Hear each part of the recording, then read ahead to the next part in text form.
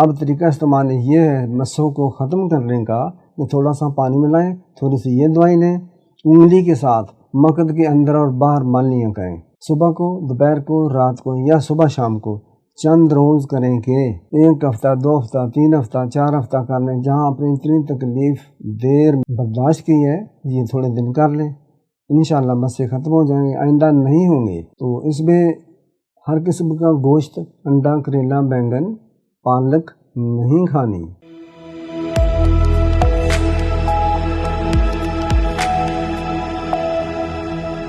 مسوں کو گرانا، مسوں کو خشک کرنا، ختم کرنا، یہ جلدی ختم نہیں ہوتے۔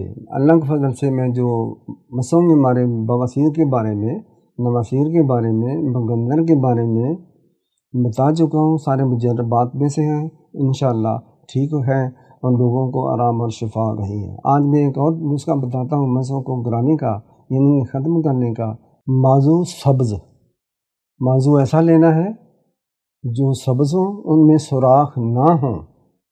بازو یہ بہت ہی ہارڈ قسم کا پھل ہوتا ہے، یہ آپ لیں گے، اس کو باریک کریں گے، کپڑ چھان کریں گے،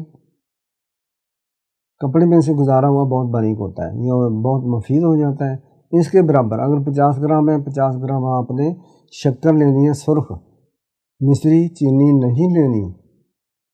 اگر یہ 100 گرام ہے، 100 گرام ہی آپ نے شکر لینی ہے، ان دونوں کو خوب بنا لیں۔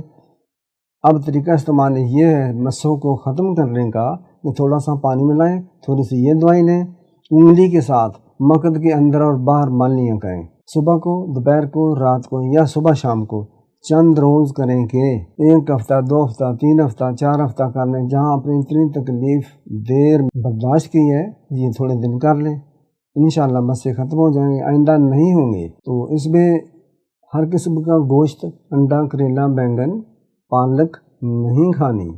السلام علیکم۔